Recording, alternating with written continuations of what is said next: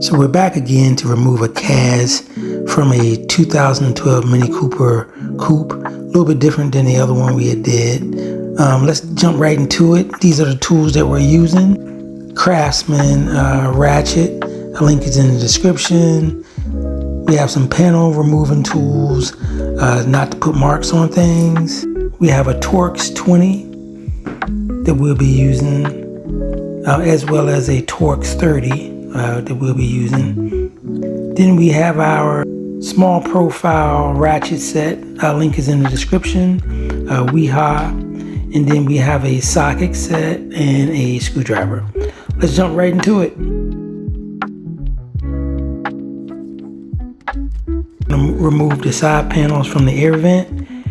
We're going to use our T20 bit in order to take these out. It should be 2 screws in there. To remove the cover from the A-post, we need to remove the sun visor. The screws there hold the plastic cover for the A-post. After we take those out, we can use our trim tool to pop that cover off, and then we can remove the A-frame cover and get down to the vent. Next, we'll use our low profile ratchet. There's a screw up top there. You can try to get it off using ratchet, but you might have to just put it in there, use a pair of pliers, and just twist it off. Usually it's not too tight. A couple of twists, should get it off, and then you should be able to remove the vent cover. So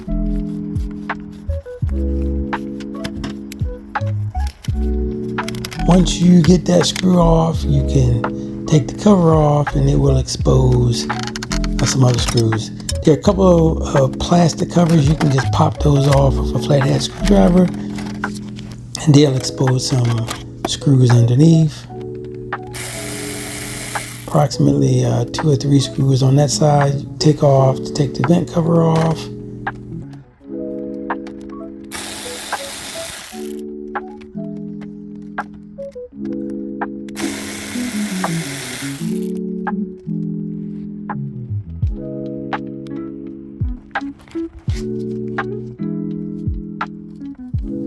Then we can start taking the glove compartment off.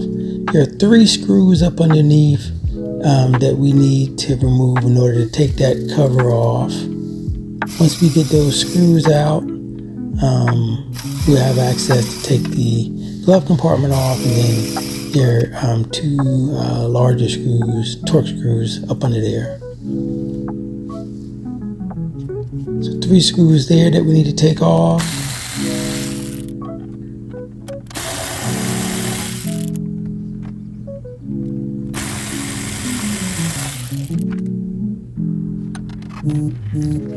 Once we got those out the way, now it exposes the screws that are holding down the glove compartment. Let's take those out. Now we can pull the glove compartment out, and that exposes 2 screws that we'll use the Torx 30 bit to take those out. So we'll put it on extension, and those basically attach to the airbag, but it holds down a bracket that is attached to the dashboard. So after we get those 2 out, there are a couple more that are still exposed there that we go back to that Torx 20 bit, take those 2 out, and then we're almost done with the right side, and we'll be going over to the left side. Before we go to the left side, there are 2 screws that we need to remove that attach the dashboard to the speedometer. There are 2 plastic covers that we need to pry up, and then we'll use our Torx 20 to take the screws out. So in this case, I use the bit attached to my short handle. Put it in there.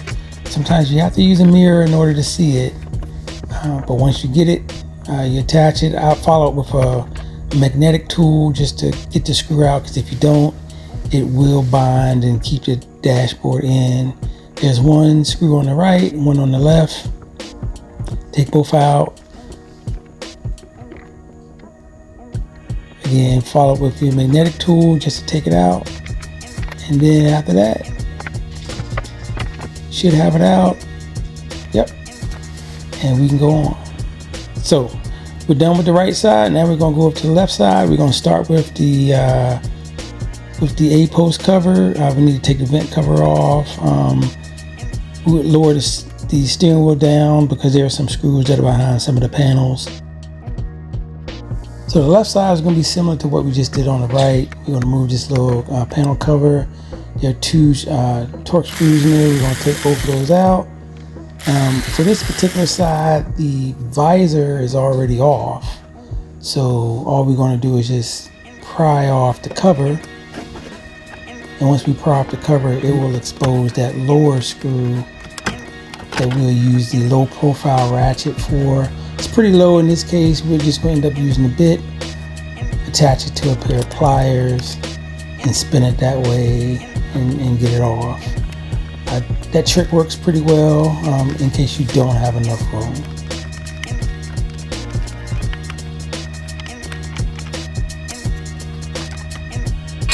Okay, now we got that off. There's a plastic trim piece over top of the steering wheel that we do need to pry off in order to get to some screws. So let's get that off. You have to kind of wiggle it around the tachometer. But once you get that off, you'll see about 3 or 4 screws, and that will allow us to get the dashboard further off, as well as to take the speedometer cover off. So a couple screws there. Let's get those out. Get that cover off there.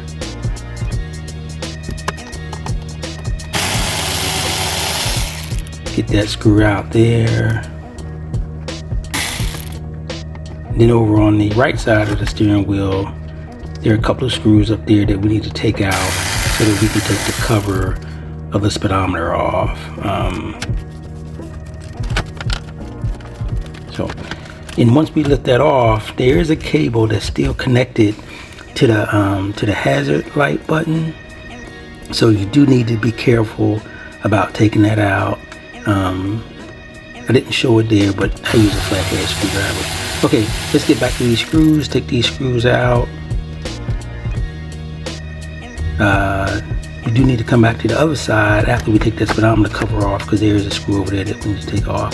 And once we get those off, we can pretty much lift up the dashboard.